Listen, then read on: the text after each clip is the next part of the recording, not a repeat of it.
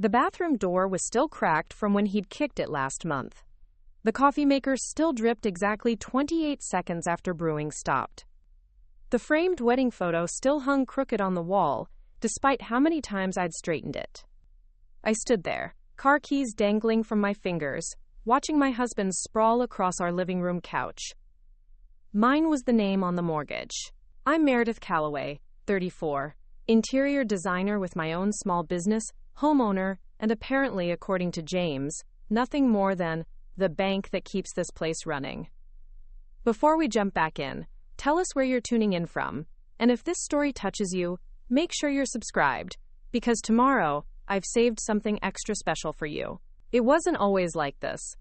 We met 7 years ago at a fundraiser gala. He charmed everyone with his easy smile and quick jokes, especially me. James Barrett, investment banker with dreams of starting his own firm, eyes that crinkled when he laughed, and a way of making me feel like the only person in a crowded room.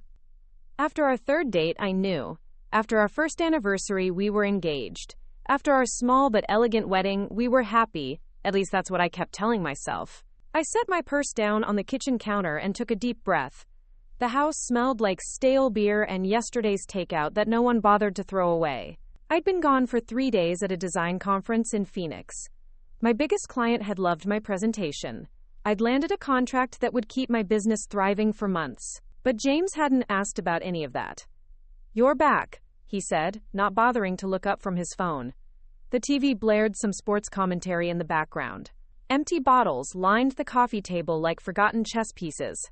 I nodded, though he wasn't looking. "Got in early. Flight was ahead of schedule."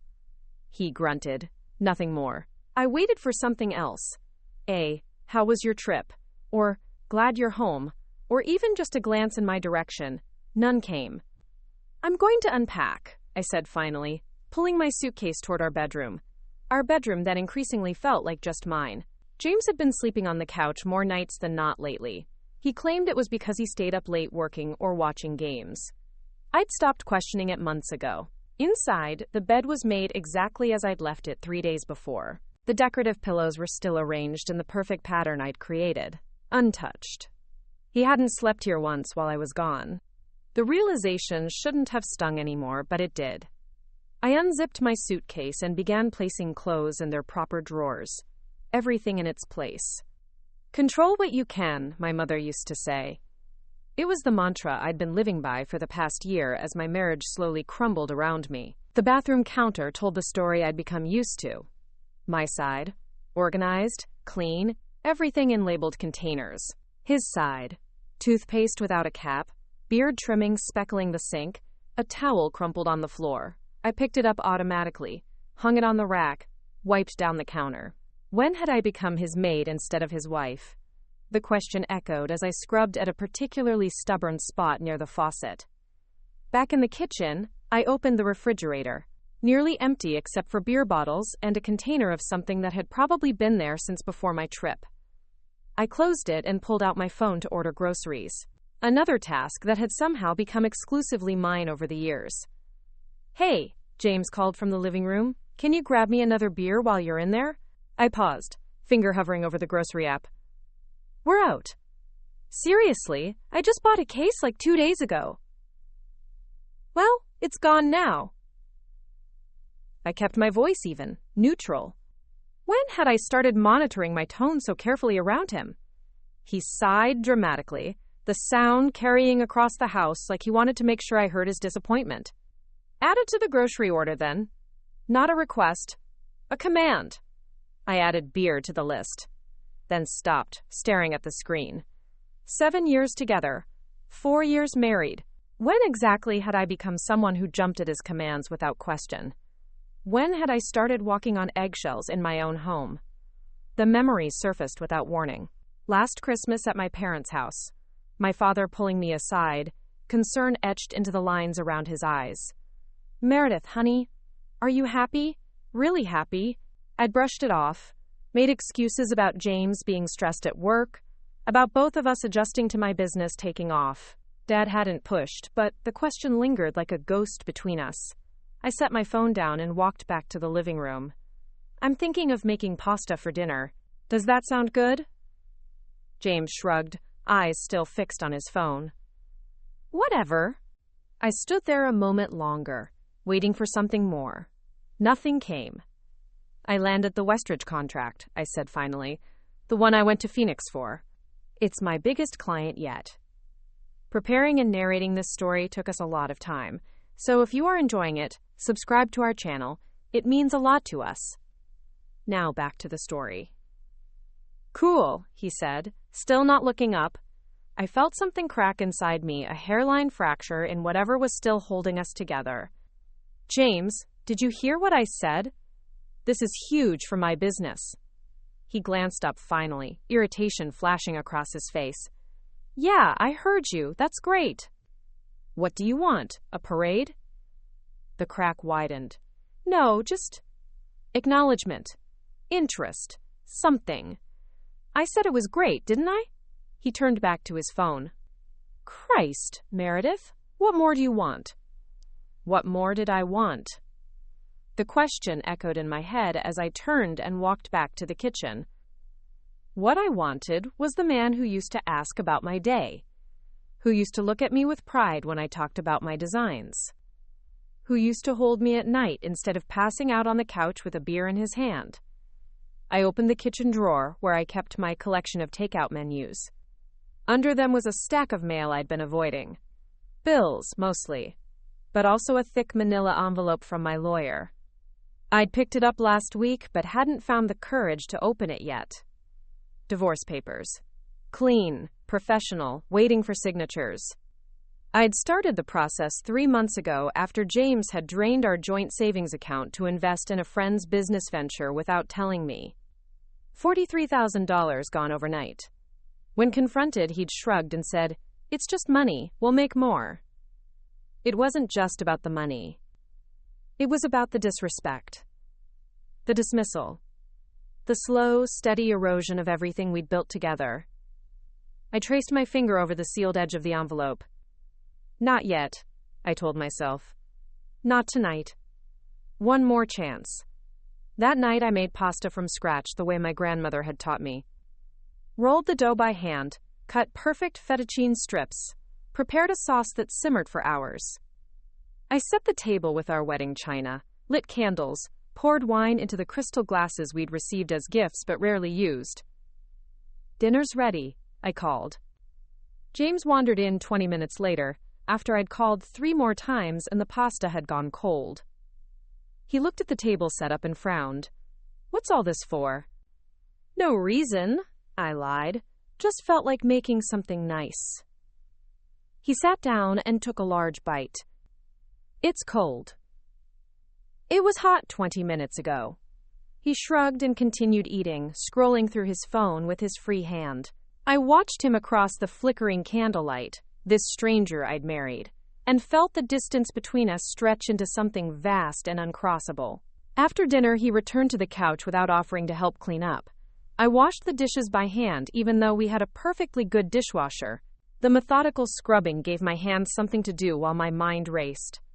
Later, I tried one more time. I sat beside him on the couch, not touching but close enough. Can we talk? About what? He didn't look away from the TV. Us. This. What's happening to us? He sighed, the sound heavy with impatience. Nothing's happening, Meredith. You're being dramatic. I'm not being dramatic. We barely speak anymore. You sleep on the couch most nights. You didn't even ask about my trip or the contract I just landed. Because I knew you'd tell me anyway, he said, as if it were obvious. You always do. That's not the point. Then what is the point? He turned to face me finally, irritation plain on his face. What do you want from me? The question hung between us, and in that moment I realized I didn't have an answer. Or maybe I had too many answers. I wanted respect. Partnership. Love. The man I thought I had married. I don't know anymore, I said quietly. He rolled his eyes and turned back to the TV. Let me know when you figure it out. I went to bed alone that night, staring at the ceiling, listening to the sound of the sports announcer's voice drifting up from downstairs. Sleep didn't come until the early hours of the morning. The next day passed in much the same way. And the next. And the one after that. I threw myself into work, designing spaces for other people to live their perfect lives in, while my own home felt increasingly empty despite James's physical presence. It was a Tuesday when everything changed. I'd been working from my home office all day, finalizing the designs for the Westridge project. James had left for work that morning without saying goodbye, as usual. When he came home that evening, he was in a foul mood. "Rough day?" I asked, trying once more. "The worst," he said, throwing his keys onto the counter. "Peterson is riding my ass about the Lexington account. As if I don't have enough to deal with." "I'm sorry to hear that." "Yeah, well, sorry doesn't fix it, does it?" He opened the refrigerator and cursed. "Where's the beer? I didn't get a chance to go shopping today. The delivery is coming tomorrow." He slammed the refrigerator door so hard the condiments rattled inside. "Perfect. Just perfect." I flinched at the sound but kept my voice level. "There's wine if you want some." "I don't want wine, Meredith. I want a beer after my shit day at work." "Is that too much to ask?" "No, but nothing. This is exactly what I'm talking about. You're so wrapped up in your little design projects that you can't even handle the basic shopping." The unfairness of it struck me like a physical blow. "My little design projects are paying most of the bills these days, James." "Here we go again with the money talk." He threw his hands up. "I'm going out." "James, wait." But he was already grabbing his keys again. "Don't wait up." The door slammed behind him. I stood in the kitchen, hands shaking slightly, feeling the same familiar mix of anger and despair that had become my constant companion. I walked slowly to my office and sat down at my desk. The Westridge designs were spread out before me, beautiful rooms waiting to be brought to life, spaces where people would gather, laugh, make memories, everything my own home had ceased to be. My gaze drifted to the bottom drawer of my desk. I pulled it open and took out the manila envelope. This time, I broke the seal. Inside were pages of legal language, but the message was clear. An end. A new beginning. My lawyer had highlighted where I needed to sign in bright yellow. A roadmap to freedom. I didn't cry as I read through the documents. Maybe I'd done all my crying in the months and years leading up to this moment.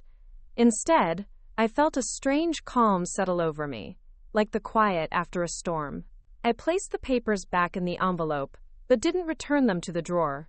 Instead, I set them on the corner of my desk and went to bed early. That night, I slept better than I had in months. James came home sometime in the early morning hours. I heard him stumble in, knock something over in the dark, curse under his breath. The couch springs creaked as he collapsed onto them, the familiar sounds of my failing marriage. The next morning, I was up early, dressed in my favorite outfit, a navy blue dress that made me feel powerful. I made coffee, prepared a light breakfast, and waited. James emerged around 9, disheveled and clearly hungover. He grunted in my general direction and headed straight for the coffee pot. "We need to talk," I said. "Not now, Meredith. My head is killing me." "It's important." He sighed dramatically and turned to face me, coffee mug in hand. "What? What is so important that it can't wait until I've had my coffee?" I reached for the manila envelope I'd placed on the counter earlier. "This. What's that?" "Divorce papers." His expression shifted from annoyance to surprise, then quickly back to annoyance. "Very funny." "I'm not joking, James." He set his coffee down and snatched the envelope from my hands, pulling out the documents. As he skimmed the first page, his face darkened. "What the hell is this?" "Exactly what it looks like." "You're filing for divorce? Just like that?" "Not just like that. After years of trying to make this work. Years of being ignored, dismissed, and taken for granted." He tossed the papers onto the counter. "This is ridiculous. We're having a rough patch. All couples do. A rough patch lasts weeks, maybe months, not years. So you're just giving up? That's your solution?" I took a deep breath. "I'm not giving up. I'm choosing myself for once." He stared at me for a long moment, then laughed. It wasn't a pleasant sound. "You know what? Fine. If that's what you want. It is. Where am I supposed to go? This is my house, too. The house is in my name, I reminded him, but I'm not kicking you out right away. You can stay until you find a place. His laugh turned bitter. How generous of you. And where am I supposed to sleep in the meantime? Since you've clearly already decided this marriage is over. I met his gaze steadily. You've been sleeping on the couch for months anyway. Because you're impossible to sleep with. You toss and turn all night. I refuse to take the bait. You can continue using the couch, or there's the guest room. He looked at me with contempt. The guest room has all your design crap in it. Then there's the garage. It has that futon from your bachelor days. You seemed pretty attached to it since you insisted on keeping it. The moment the words left my mouth, I knew I'd made a mistake. His eyes narrowed, and his face flushed with anger. You can sleep in the garage, he smirked, voice dripping with venom. This house may be in your name, but I've contributed plenty. You think you can just throw me away like trash? Sleep in the garage yourself. I felt something shift inside me then. Not fear, not even anger, just certainty.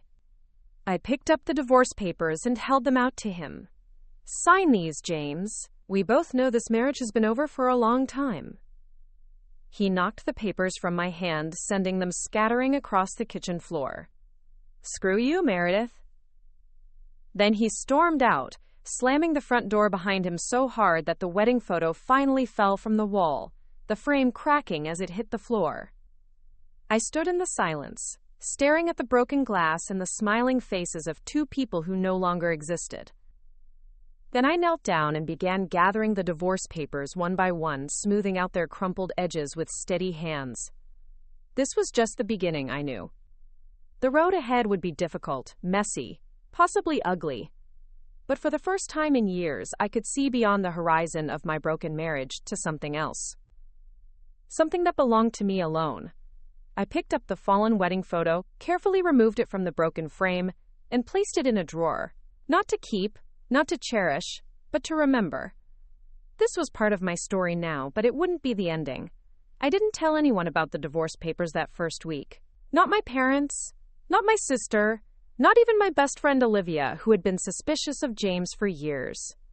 The papers remained in my desk drawer, waiting. I'd gathered them carefully that day, smoothed out the creases where James had crumpled them in his anger. My lawyer had called twice, wondering about the delay, but I kept finding reasons to postpone. Not because I was reconsidering, but because I needed a plan. After James stormed out that morning, he didn't come home for 3 days. No calls, no texts, just silence. When he finally returned, he acted as if nothing had happened.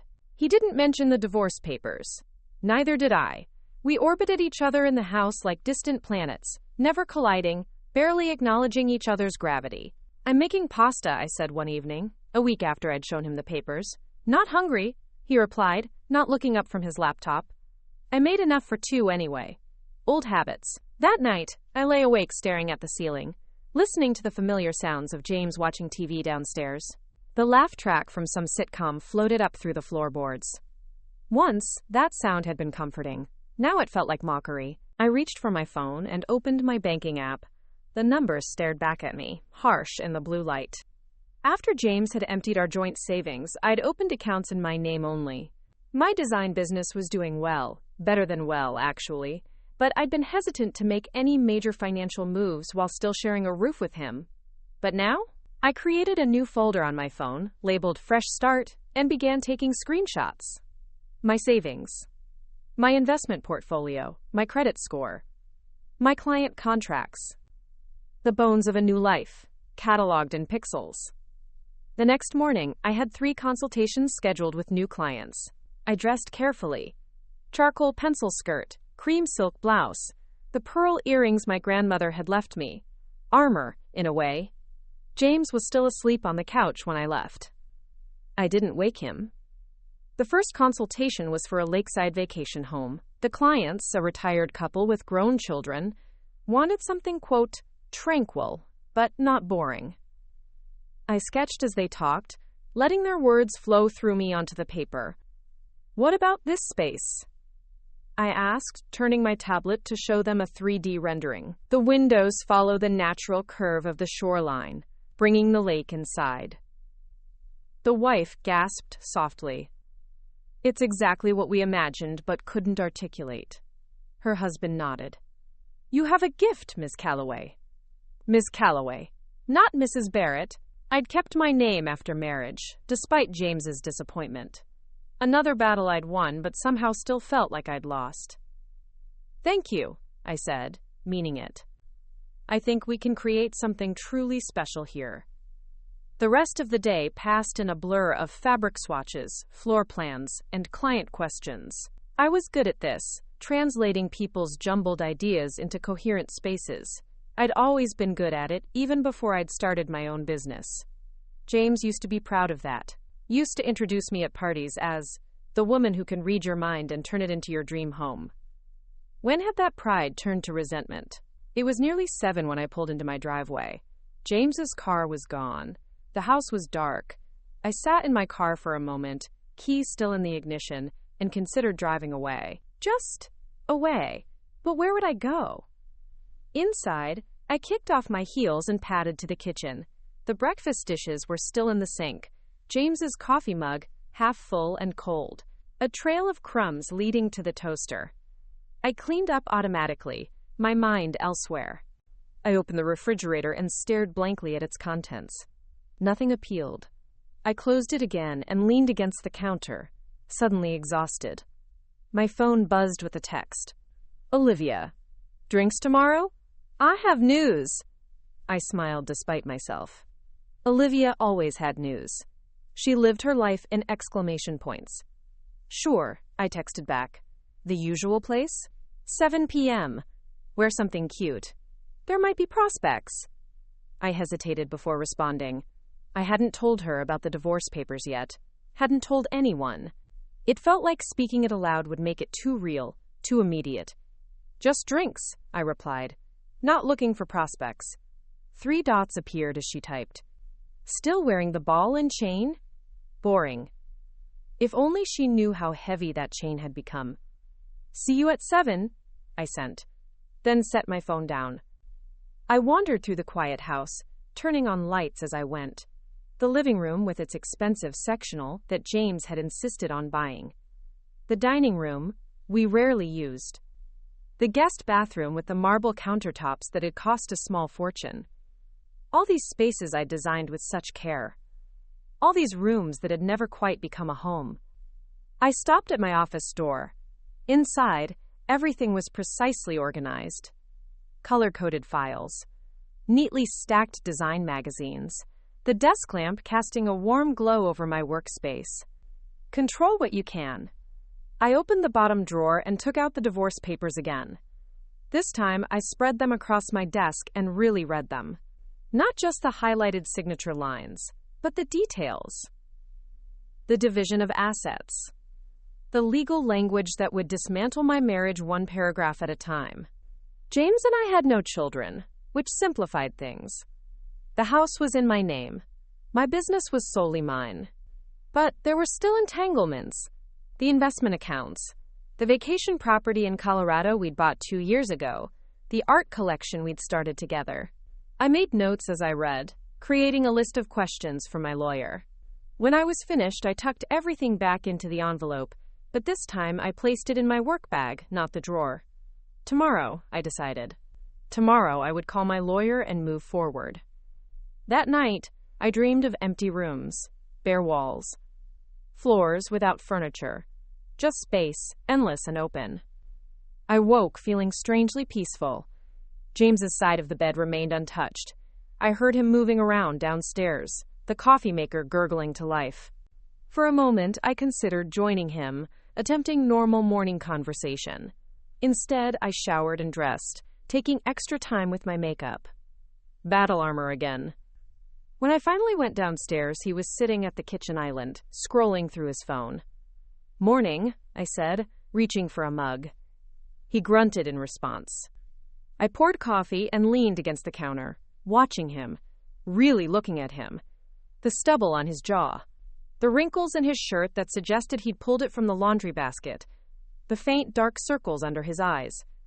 When had I stopped finding him irresistible? When had he stopped trying to be? "I have meetings all day," I said, breaking the silence, "and drinks with Olivia tonight." He glanced up briefly. "Okay. Will you be home for dinner?" A shrug. "Don't know. Don't wait up." The old familiar dismissal. Once, it had stung. Now it was just background noise. "James," I said, setting my mug down, "we need to talk about the papers." His shoulders tensed visibly. "Not now, Meredith." "Then when?" He stood abruptly, grabbing his keys. "I'm late for work." And he was gone, leaving his coffee half finished, his breakfast plate on the counter. I sighed and cleaned up after him one last time.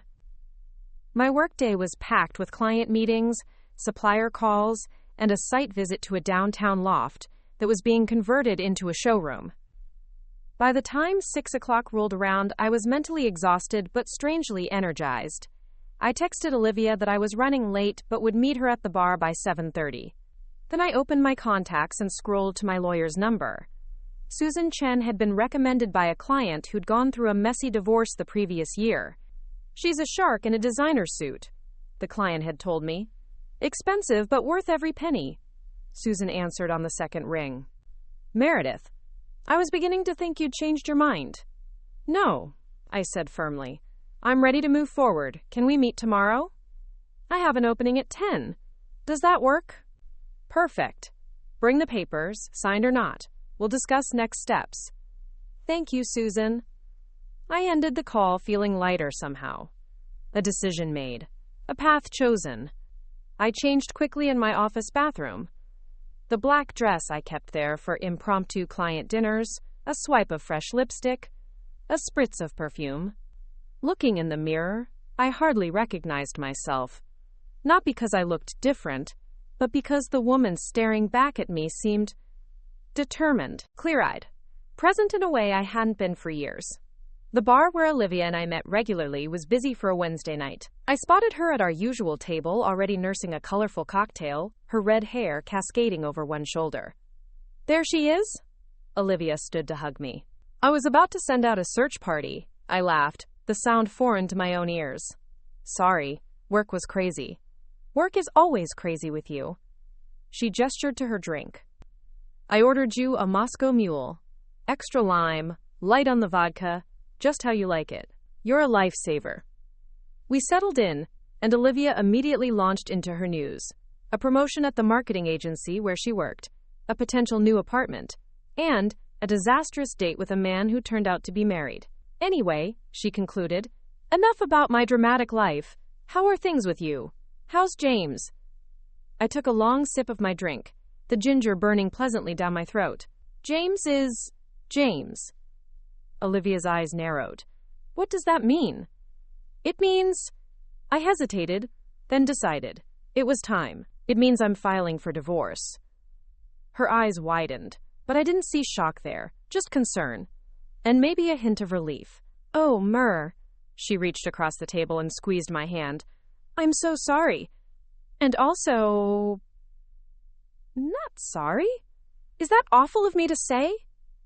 I shook my head, tears suddenly threatening. "No, it's honest." "What happened? I mean, I know things haven't been great, but..." "Nothing happened. Everything happened. He stopped seeing me. I stopped fighting for his attention. We just drifted apart until we were practically strangers living in the same house." Olivia nodded, her expression somber. "I've watched it happening for years. I just didn't want to say anything unless you brought it up first. I showed him the papers last week." "And?" He got angry, stormed out. "Now we're just existing around each other. Like ghosts." She signaled the server for another round. "What's your plan?" "I'm meeting with my lawyer tomorrow. I have some money saved. The house is in my name. My business is doing well." "No, I mean your life plan. After James, what do you want?" The question caught me off guard. "After James?" I'd been so focused on the mechanics of ending my marriage that I hadn't really thought about what came next. I don't know, I admitted. Freedom, I guess. Space to breathe. To remember who I am without him. Olivia smiled, a small, knowing smile. That's a good start. We talked until the bar closed, mapping out possibilities. A trip to Italy I'd always wanted to take, but James had dismissed as frivolous.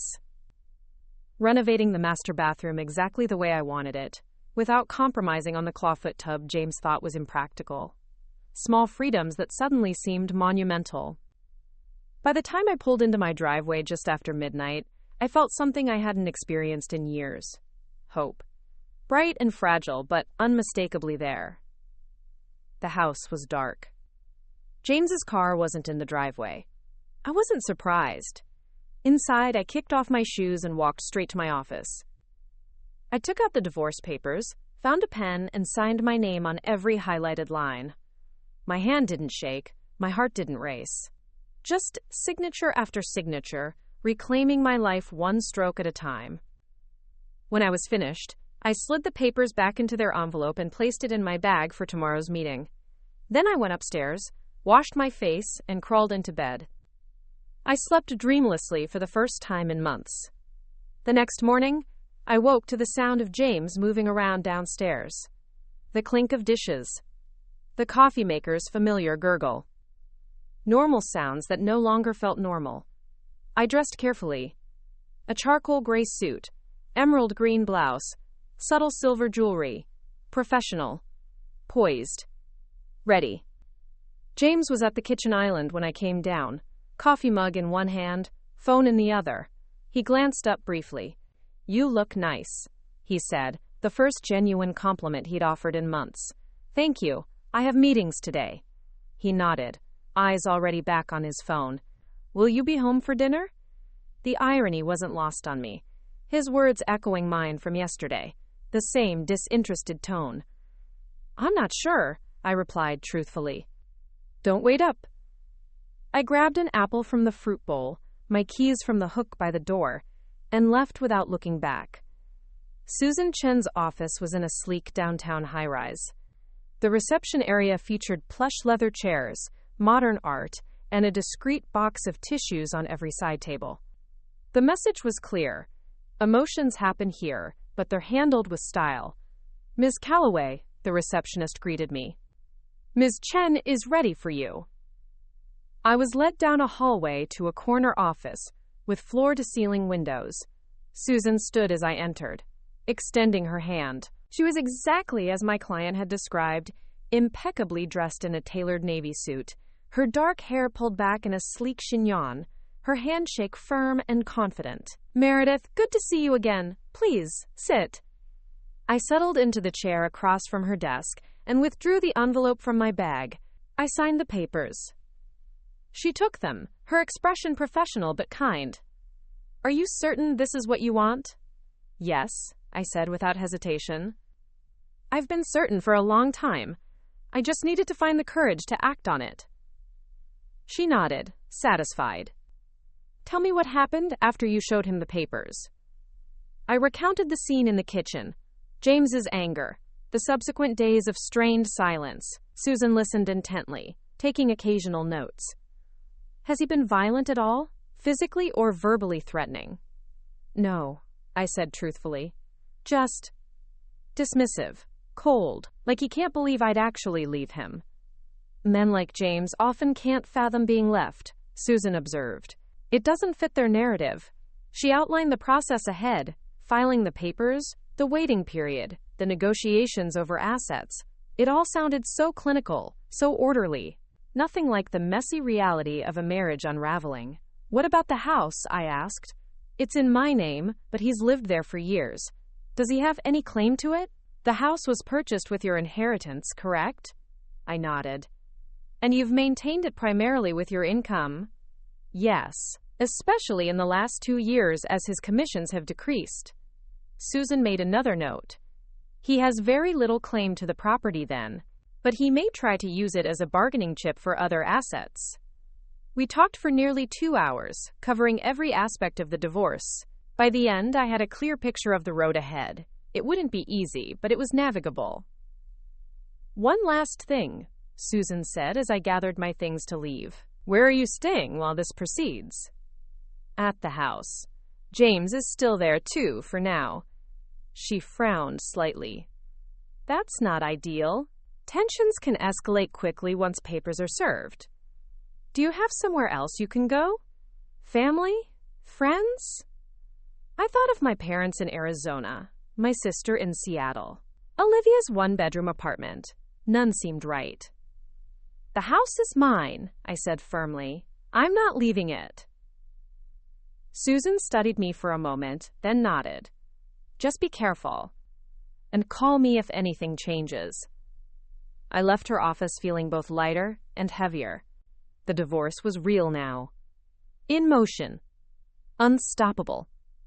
Outside, the October air was crisp, the sky a brilliant blue. I checked my watch, just past noon. My first client meeting wasn't until 2. On impulse, I turned away from my car and began walking toward the park 2 blocks over. The park was busy with lunchtime visitors, office workers enjoying sandwiches on benches, mothers with strollers navigating the paths, elderly couples feeding the ducks at the small pond. Normal life continuing all around me while mine was in flux.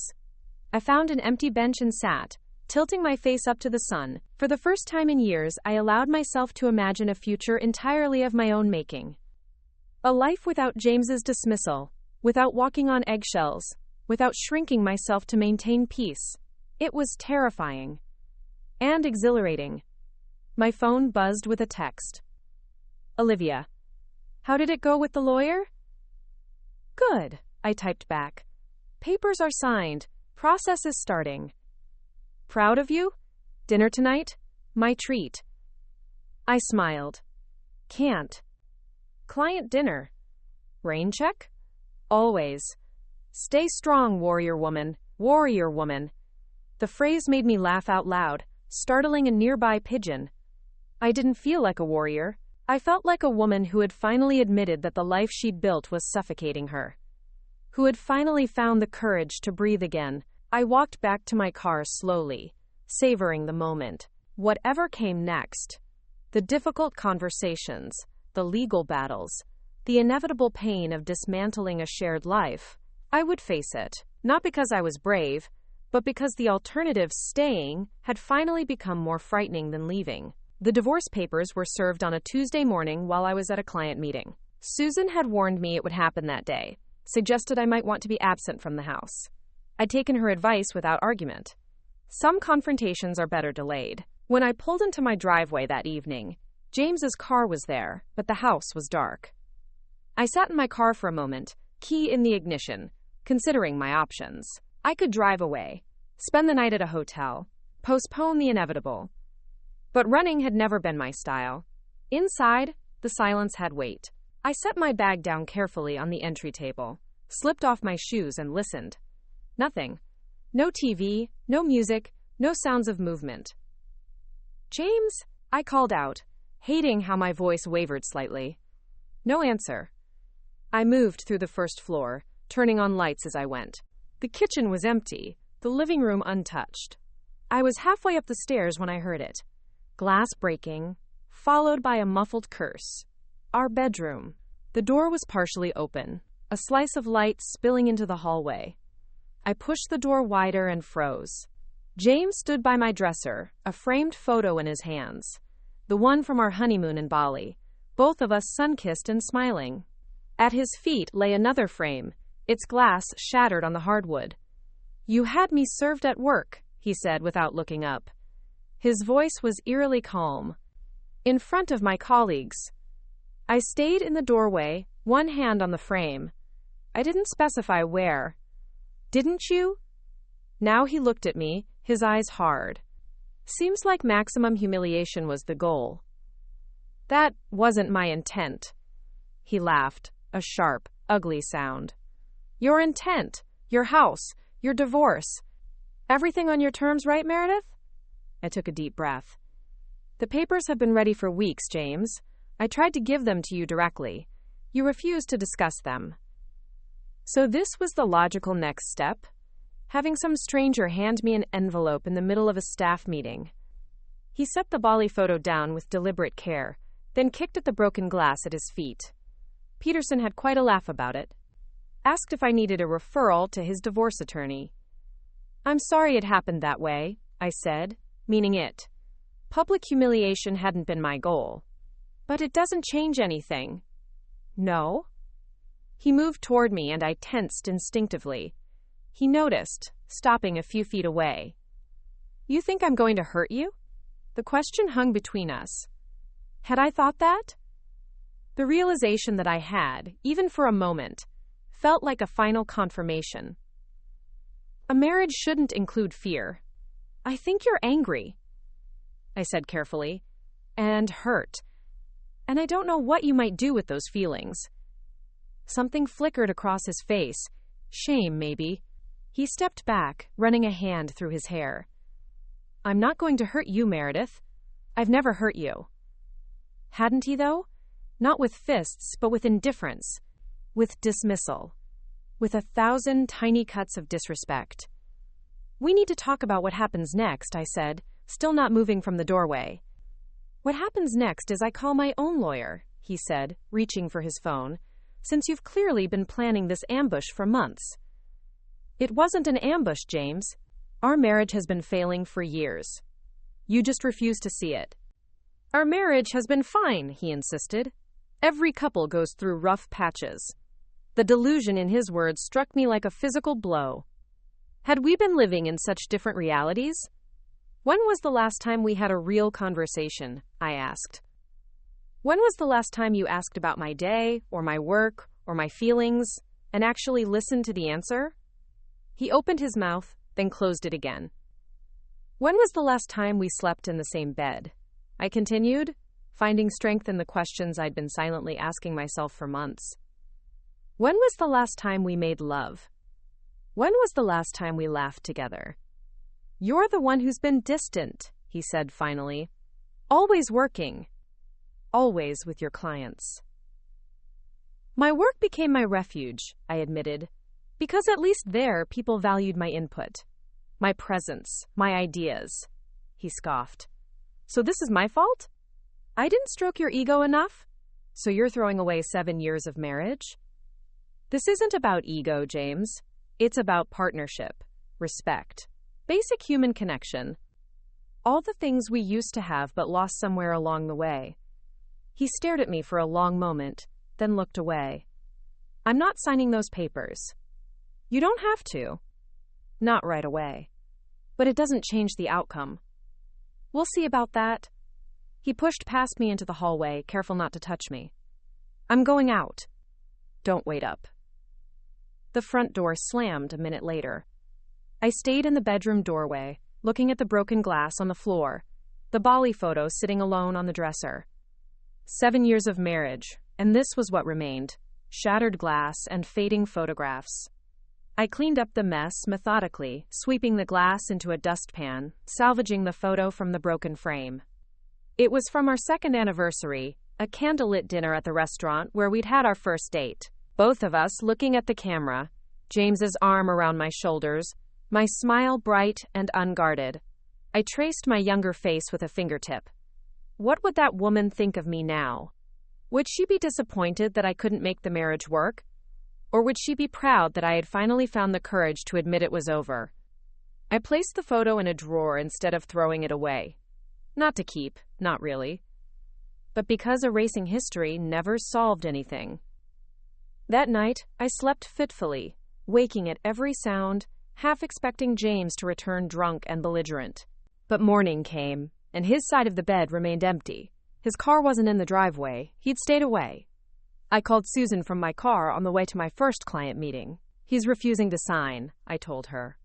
That's not uncommon, she replied, her voice calm and practical.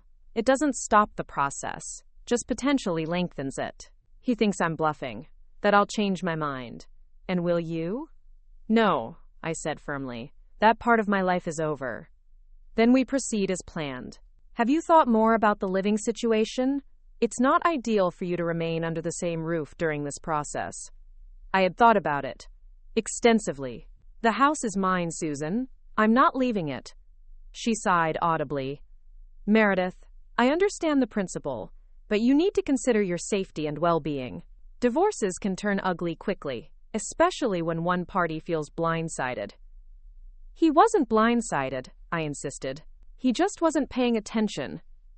After hanging up, I sat in my parked car, staring at the steering wheel. Susan was right, of course. Continuing to live with James during the divorce was asking for trouble. But the thought of leaving my home, the space I'd designed and created with such care, felt like another loss I wasn't prepared to accept. I had a solution in mind, a compromise of sorts. But it required courage I wasn't sure I possessed yet. The workday passed in a blur of client meetings, fabric selections, and contractor calls. I welcomed the distraction, the familiar rhythm of professional problems with clear solutions. Unlike my personal life, where every answer seemed to create 3 new questions, James still hadn't returned by the time I got home that evening. His absence filled the house just as tangibly as his presence ever had. I ordered takeout I didn't really want, ate half of it standing at the kitchen counter, then went to my office to work. The house plans were already pulled up on my computer, blueprints I'd been studying for weeks but hadn't acted on. Our property included a detached garage that had been converted into a studio when I bought the house. James had used it briefly for his home gym equipment before losing interest. For the past few years, it had mostly sat empty, a repository for holiday decorations and forgotten hobbies. But it had potential. With the right renovations, it could become a separate living space, a solution to our immediate problem. I worked until midnight, sketching layouts, calculating costs, making lists of contractors I trusted to work quickly and discreetly. By the time I finally went to bed, I had a plan. Not perfect, but possible. James's car was in the driveway when I woke the next morning. I found him in the kitchen, making coffee, looking rumpled and tired but surprisingly sober. "You're back," I said, keeping my distance. He nodded, not looking at me. "Stayed at Peterson's. His couch is worse than ours." The casual "ours" made something twist in my chest, still claiming shared ownership of things, even as our marriage disintegrated. "We need to talk about living arrangements," I said, deciding to dive straight in. "This isn't working." "I'm not leaving my home," he said immediately, defensive. "It's my home, James, my name on the deed, my inheritance that bought it." He turned to face me, coffee forgotten. "So that's how it's going to be? You're going to throw me out with nothing?" "That's not what I said." I moved to the coffee maker, poured myself a cup, needing something to do with my hands. "I have a proposal." His eyebrows rose skeptically. "The studio over the garage. I'm going to renovate it into a living space. You can stay there during the divorce proceedings."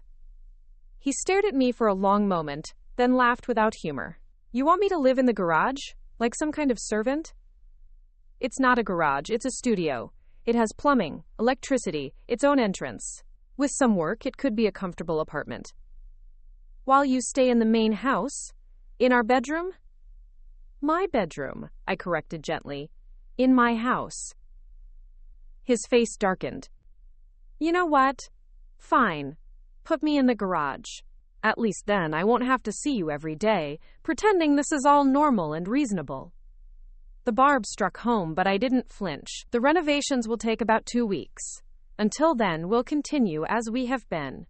"Whatever you say, Your Majesty." He grabbed his coffee and stormed out of the kitchen. I heard the front door slam a moment later. Not the most productive conversation, but at least a solution was in sight. I called my contractor, Marcus, immediately. He'd worked on several of my client projects and had become a friend over the years.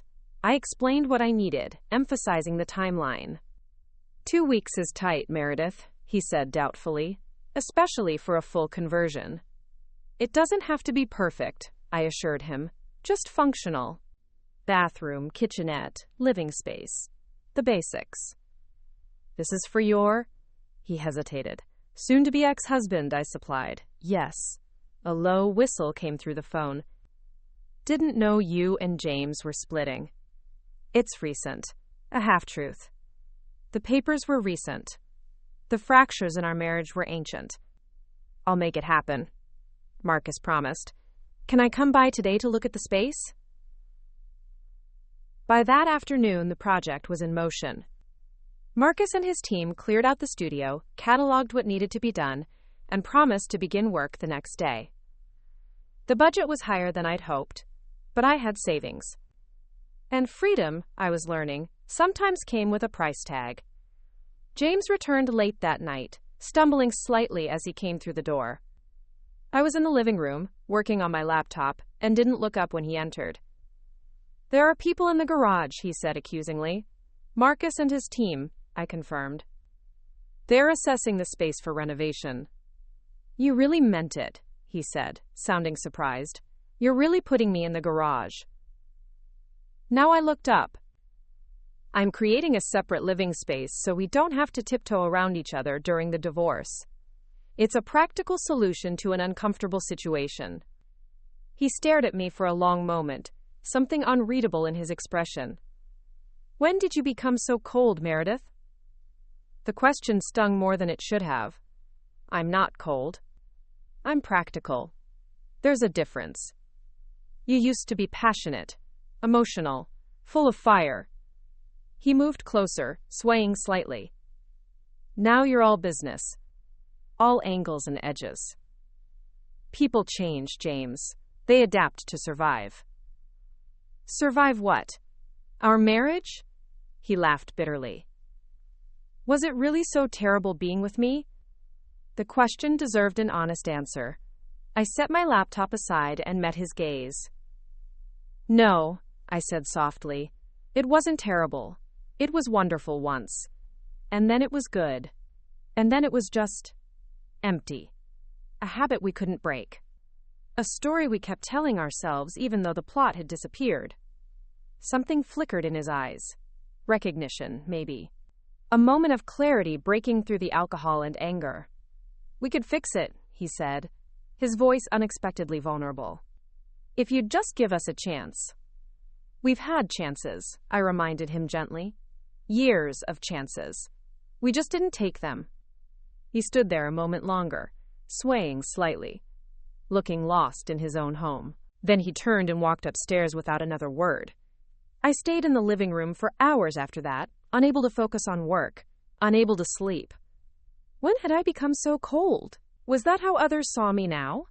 Had the need to protect myself from James's indifference created a barrier that kept everyone at a distance? The next 2 weeks passed in a blur of contractors, dust, and awkward encounters with James. He left early each morning and returned late, avoiding the construction and, by extension, me. I threw myself into work, taking on 2 new clients and a commercial project that would keep me busy for months. We orbited each other like cautious satellites, never quite colliding but always aware of the other's gravity. Marcus and his team worked miracles. The studio transformation was remarkable. New flooring, fresh paint, compact but high-end appliances in the kitchenette, a surprisingly spacious bathroom with a walk-in shower. The main room was designed to serve as both living and sleeping space, with a built-in Murphy bed that disappeared into the wall during the day. It's better than my first apartment, Marcus joked as we did the final walkthrough. It's perfect, I told him, meaning it. Thank you for making this happen so quickly. Anything for you, Meredith. You've sent a lot of business my way over the years. I paid the final invoice, adding a generous bonus for the rushed timeline. The studio was ready. Now I just needed to tell James. I found him in the kitchen that evening, making a sandwich. He looked up when I entered, his expression guarded. The studio is finished, I said without preamble. He nodded slowly. I saw the trucks leaving. You can move in whenever you're ready. The keys are on the counter. He looked at the keys, then back at me. So that's it? You're exiling me to the backyard? It's not exile, James. It's a solution. We can't keep living like this, avoiding each other in our own home. Your home, he corrected bitterly, as you keep reminding me. I sighed, suddenly tired of the circular arguments. Yes, my home, the home I designed, the home I pay for, the home that hasn't felt like a home in years because we've been too busy pretending everything was fine when it wasn't. He flinched at my words, but didn't argue. Progress of a sort. Fine, he said finally. I'll move my things tomorrow. I've hired movers, I told him. They'll be here at 10. You just need to tell them what goes to the studio. His eyebrows rose. You thought of everything, didn't you? I tried to. He turned back to his sandwich, effectively dismissing me. I hesitated a moment longer, wondering if there was anything else to say, any words that might ease this transition. But some breaks are too clean for bandages. I left the kitchen, feeling lighter than I had in weeks. A solution was in motion. Not perfect, not easy, but movement in the right direction. The next day, the movers arrived promptly at 10. James directed them mechanically, pointing out what should go to the studio, what should stay. Most of his clothes, his personal items, his extensive collection of sports memorabilia. He worked silently, efficiently, like a man performing a task he'd rather not think about too deeply. I stayed out of the way, working from my office, emerging only when the movers had finished, and James stood in the living room, looking slightly lost. Is there anything else you need? I asked. He shook his head. I think they got everything. An awkward silence fell between us. What was the protocol here? A handshake? A hug? 7 years of marriage, and I had no idea how to say goodbye to the man who was still, technically, my husband. I guess I'll... He gestured vaguely toward the back of the property.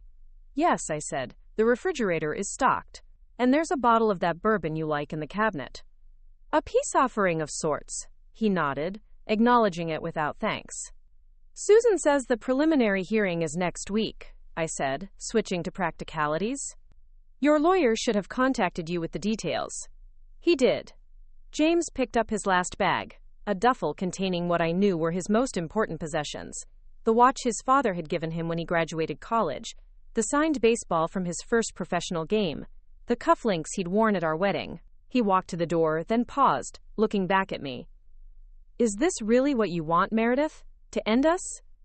The question was softer than I'd expected, genuine in a way our conversations hadn't been in years. I think us ended a long time ago, I said gently. We're just finally admitting it. He held my gaze for a moment longer, then nodded once, accepting the truth of it. Without another word, he turned and walked out, closing the door quietly behind him. I stood in the empty living room, listening to the sound of his footsteps fading across the yard. Then silence. Complete and absolute. For the first time in years, I was truly alone in my own home. No James watching TV too loudly downstairs. No need to tiptoe around his moods. No silent meals eaten side by side but miles apart. Just me and the space I'd created. The home I'd designed. The life I was reclaiming. One careful step at a time. I walked through each room slowly, seeing it with new eyes. The living room with its comfortable seating arranged for conversation that rarely happened. The dining room table where we'd stopped sharing meals years ago. The kitchen where we'd once cooked together, laughing and stealing kisses between stirring and chopping. So many memories embedded in these walls. Not all bad. That was the complicated truth of endings.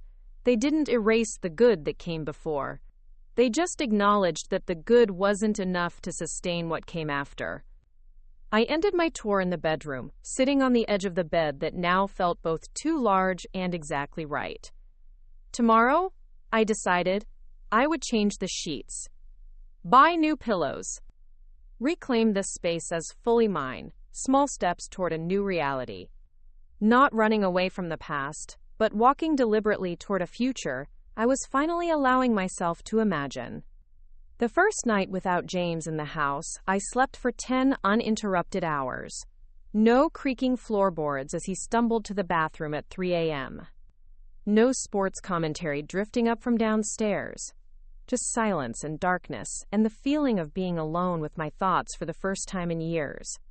I woke refreshed, the morning light streaming through curtains I'd chosen, but James had always complained were too sheer. I stretched across the entire bed, arms and legs splayed in a way that would have annoyed him. Small freedoms have their own sweetness.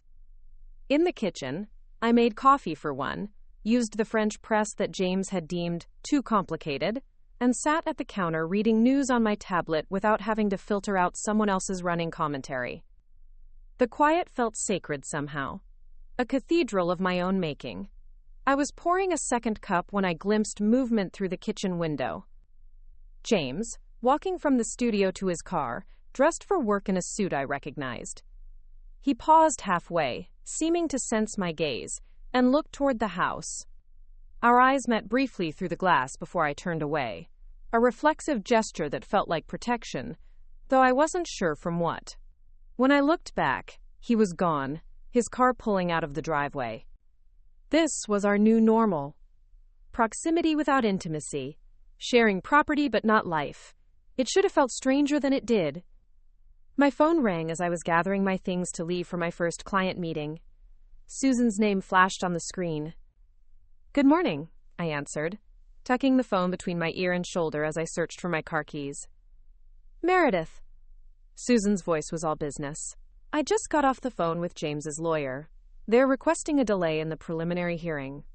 I found my keys in my coat pocket." "Why?" "They claim James needs more time to gather financial documentation." I frowned. "He's had weeks." "It's a stalling tactic," Susan said matter-of-factly, "and not a particularly creative one. I've told them we won't agree to any delays without compelling reasons." "Good. How's the living situation working out? Any issues I should be aware of?" I glanced toward the back of the property where the studio stood, its newly painted exterior gleaming in the morning sun. "He moved into the studio yesterday. So far, so good." "Excellent. Keep me posted if anything changes." She paused. "And Meredith? You're doing well. Many clients at this stage are emotional wrecks. You're handling this with remarkable composure." After we hung up, I sat in my car for a moment, considering Susan's words. Remarkable composure. Was that what this feeling was? This strange calm that had settled over me since James had moved out? Or was it simply relief? The unburdening of a weight I'd carried for so long, I'd forgotten it was there. The workday passed in a flurry of meetings, design presentations, and contractor negotiations. I thrived in this professional space, where my opinions were valued and my expertise respected. So different from my marriage, where my voice had gradually diminished until it was barely audible even to myself. It was nearly 7 when I pulled into my driveway that evening. James's car was there, parked near the studio. Lights glowed behind the curtains of his new space. I wondered briefly what he was doing. Watching TV? Working? Sitting alone with his thoughts as I had been? The thought held no satisfaction, no vindictive pleasure. Just a quiet curiosity about this person I'd once known so intimately and now barely recognized. Inside, the house welcomed me with the same silence as that morning. I kicked off my heels, hung my coat, and moved through the familiar routine of coming home to an empty house. Not lonely, just peaceful. I ordered Thai food from my favorite restaurant.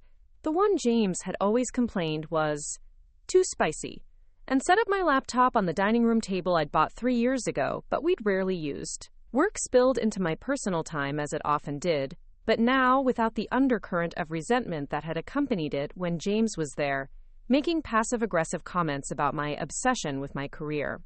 The doorbell rang as I was deep in a 3D rendering of a client's lake house renovation. The delivery person handed me a bag fragrant with lemongrass and chili. I tipped generously and turned back toward the dining room, only to freeze mid-step. James stood in the hallway, having entered through the back door that connected to the garage and studio. He looked startled to see me, as if he'd forgotten I lived here. "Sorry," he said immediately. I forgot my phone charger in the office." "It's fine," I said, setting the food down. "You still have keys. It's still legally your house, too." He nodded, seemingly relieved by my reasonable tone. "I'll just grab it and go." "Did you eat?" The question escaped before I could stop it, a reflex from years of shared meals. He looked surprised. "Not yet. I was going to pick something up on the way back." An awkward silence fell between us. I gestured to the Thai food. "I always order too much. You're welcome to some if you want." His expression shifted from surprise to wariness. "Really?" It's just food, James. Not a peace treaty. A smile flickered at the corner of his mouth. Is it from Sukhothai? I nodded. The one that's too spicy? He made air quotes around the words, acknowledging his own past complaints. The very same. He hesitated, then shrugged. I guess I could eat. I got another plate from the kitchen while he washed his hands in the guest bathroom. The domesticity of it was surreal. Setting a table for two, dividing food, pouring water into glasses. All the motions of a shared meal without the emotional weight that had come to accompany it in our final months together. We sat across from each other at the dining table, the silence broken only by the clink of utensils against plates. How's the studio? I asked finally, more to fill the quiet than out of genuine curiosity. It's nice, he admitted. Better than I expected. The shower has great water pressure. Marcus does good work. Another silence. I focused on my food, wondering why I had invited this complication into my evening. I hear you're trying to delay the hearing, I said eventually, deciding directness was best. James had the grace to look slightly embarrassed. My lawyer's idea, not mine. He thinks I need more time to review everything. There's nothing to review that you don't already know, James. Our finances aren't that complicated. He set down his fork. Maybe I just need more time, period. This is all happening so fast. I couldn't help the short laugh that escaped me. Fast? Our marriage has been failing for years. How is that fast? It's been difficult, yes. But failing? He shook his head. I thought we were just going through a rough patch. A rough patch that lasted over 2 years? He looked down at his plate. I didn't realize it had been that long. The admission stunned me. Had he truly been so oblivious, so disconnected from the reality of our relationship? When was the last time we had a conversation that wasn't about bills or schedules? I asked quietly. When was the last time you asked about my work and actually listened to the answer? When was the last time we made love? Or even just held each other? He didn't answer immediately, and I could see him searching his memory, trying to recall moments that should have been easily accessible if they'd been recent. I don't know, he said finally. Neither do I admitted. And that's the problem. We ate in silence for a few minutes, the weight of unspoken truths settling around us like dust. I didn't mean to let it get this bad, James said eventually, his voice softer than I'd heard it in months. I got caught up in my own stuff. Work stress, the failed investments, trying to prove myself to my father even though he's been dead for 3 years. He looked up at me, his expression unguarded for once. But I never stopped loving you, Meredith. The words should have moved me. Once they would have. Now they just felt like another missed connection. Too little and far too late. Love isn't enough, I said gently. Not without respect. Partnership. Genuine interest in each other's lives. He nodded slowly, accepting the truth of it. For what it's worth, I'm sorry. For checking out. For making you feel unheard and unvalued. I appreciate that, I said, meaning it. But it doesn't change where we are now. No, I suppose it doesn't. He set down his napkin and stood. Thank you for dinner. And for the studio. It's more consideration than I probably deserved. I walked him to the door. This strange new ritual of saying goodbye to someone who used to be the last person I saw every night and the first each morning. Good night, James. He paused at the threshold. Can I ask you something? I nodded. Are you happier now? Without me in the house? The question deserved honesty. Yes, I said simply. I am. He absorbed this, pain flickering briefly across his face before he mastered it. I'm glad one of us is. Then he was gone, walking across the yard to his separate space, leaving me to close the door on another chapter of our unraveling. The next morning, I woke with a sense of purpose that had been missing for months. The brief dinner with James had clarified something for me, that looking backward served no purpose except to delay moving forward, and I was ready to move forward. I called Olivia over coffee, inviting her to dinner that weekend. At my place, I specified. I want to cook. You haven't cooked a proper meal in ages, she observed. Not since things got really bad with James, I finished for her. Exactly. It's time to reclaim some of the things I used to love. Count me in. Should I bring wine? Always. After hanging up, I browsed recipes online, planning a menu that felt both ambitious and achievable. The act of choosing dishes, making a shopping list, thinking about flavors and textures, it awakened something in me that had been dormant. Creativity not for clients or for work, but purely for my own pleasure. I was still browsing recipes when an email notification appeared on my screen. Susan, forwarding documents from James's lawyer. They've withdrawn the request for a delay, her message read.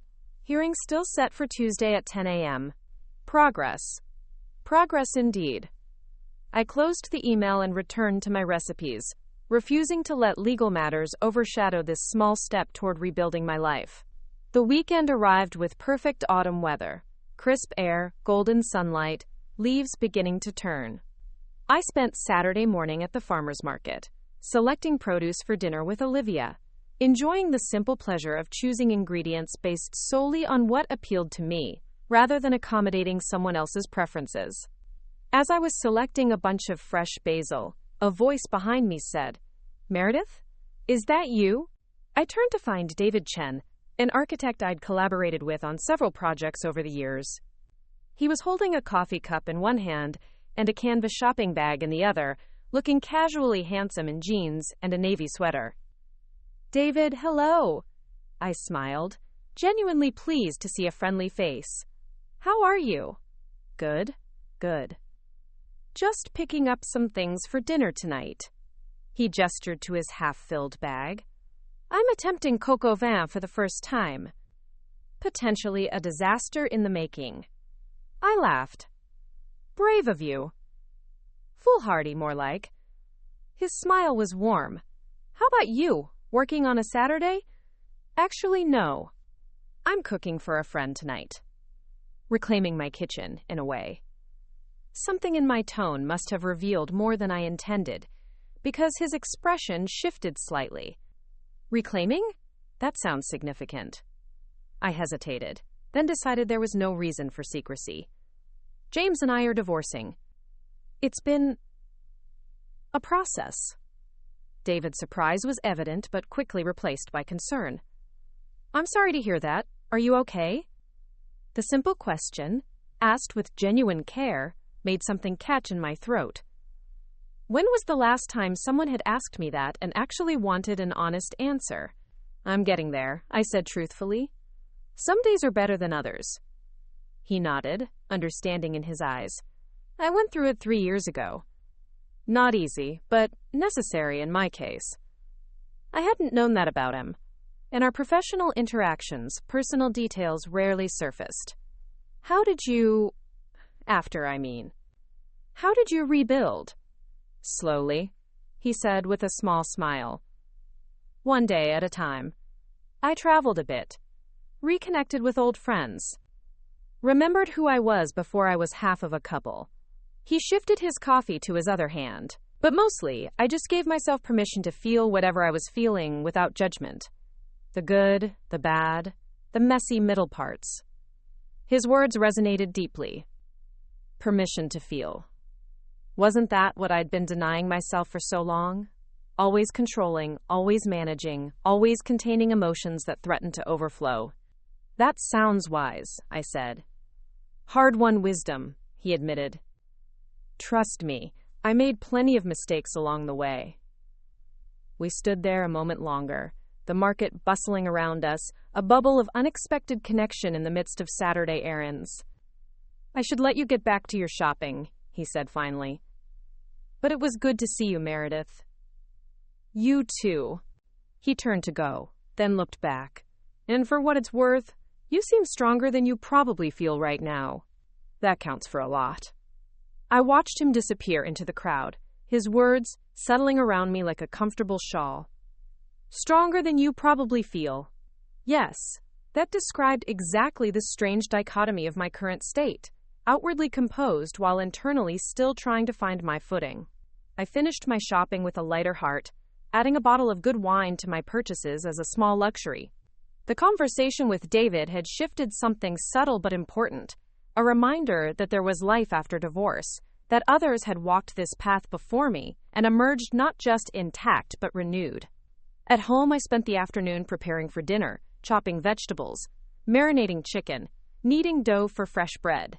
Simple, tactile tasks that grounded me in the present moment. The kitchen filled with aromas that had been absent for too long. Garlic and herbs, yeast, and olive oil. James's car was gone from its spot near the studio. I wondered briefly where he was spending his Saturday, then deliberately turned my attention back to my preparations. His life was no longer intertwined with mine. His movements no longer my concern. Olivia arrived at 7, bearing wine as promised, and a bouquet of sunflowers to brighten your new beginning. She enveloped me in a tight hug that conveyed more support than words could have. The house feels different, she observed as I gave her a glass of wine. Lighter somehow. It is lighter, I said. Literally. I've been redecorating. I'd spent the week gradually removing the darker, heavier elements that had been compromises with James's taste. The heavy drapes in the living room replaced with sheer panels, the dark throw pillows swapped for brighter colors. The imposing coffee table exchanged for a glass-topped one that made the room feel more spacious. I like it, Olivia declared. It feels more you.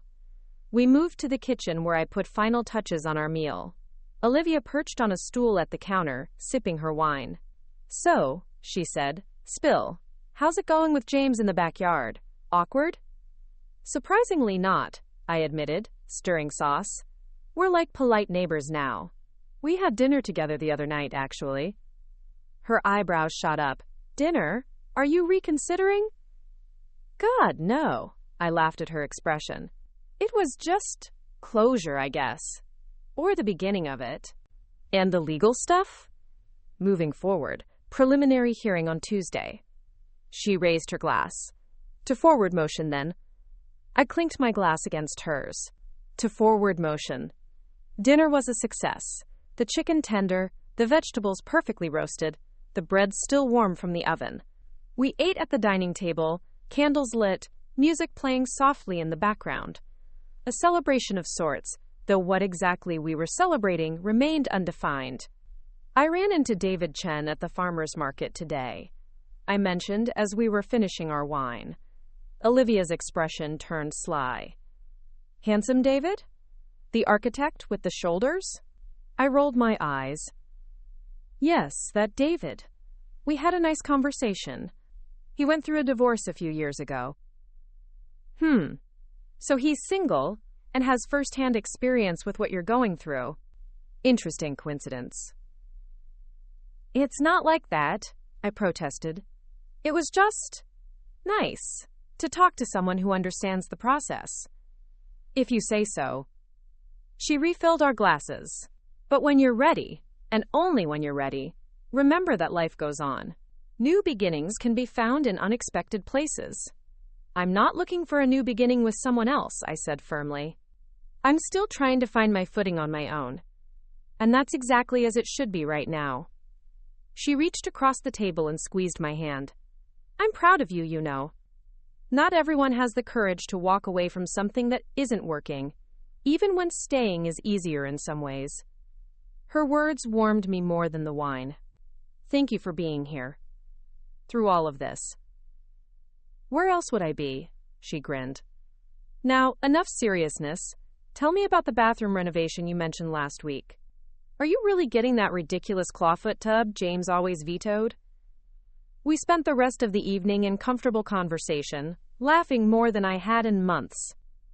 When Olivia left just after midnight, I stood in the doorway watching her drive away, feeling a profound gratitude for friendship that had remained steady while so much else had shifted.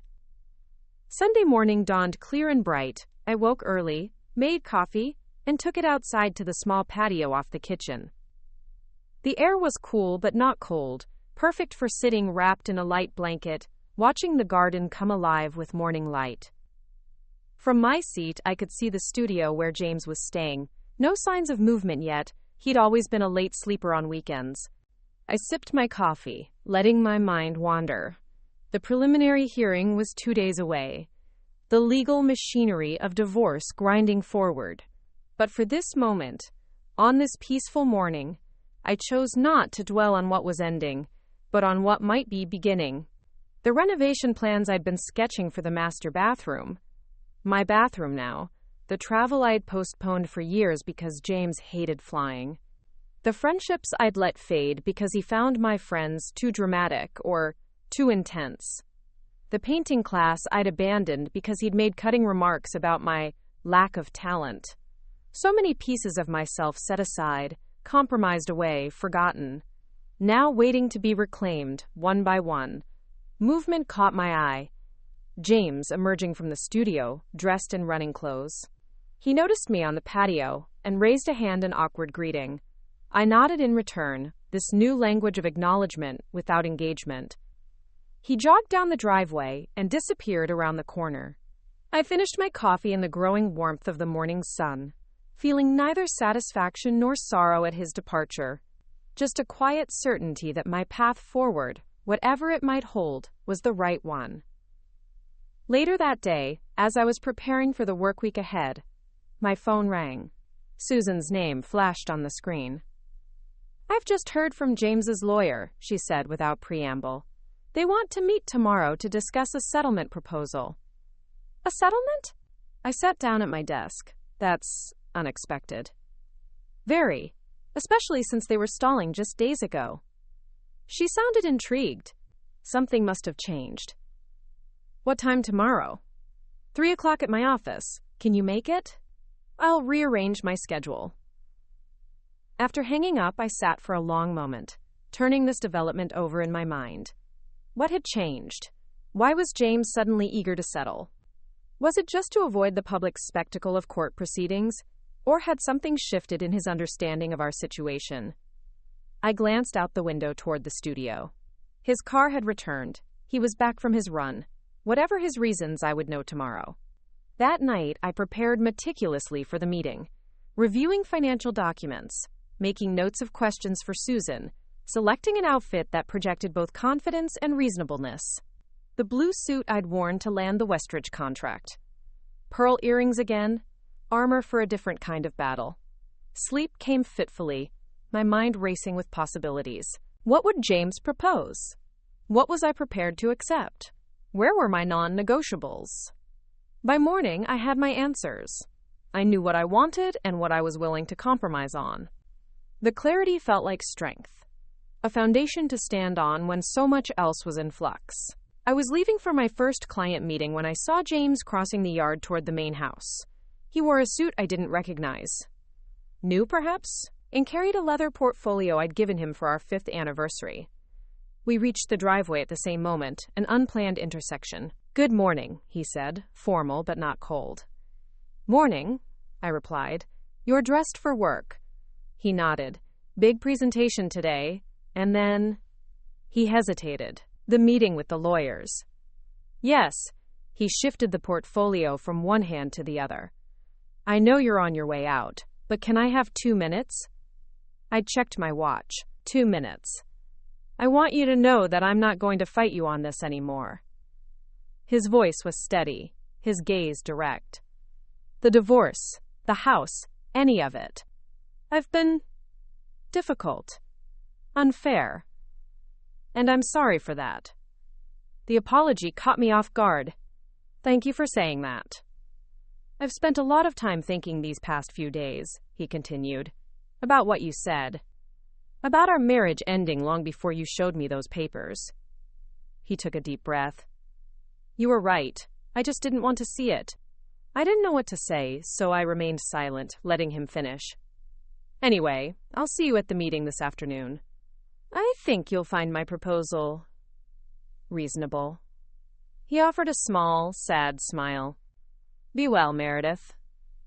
Then he walked to his car, leaving me standing in the driveway, watching him drive away for what felt like the last time. Not as my husband, not even as my adversary, just as someone I had once loved, and who perhaps had finally found the grace to let go with dignity. I drove to my client meeting with a strange lightness in my chest. Not happiness exactly, but something adjacent to it. Relief, maybe.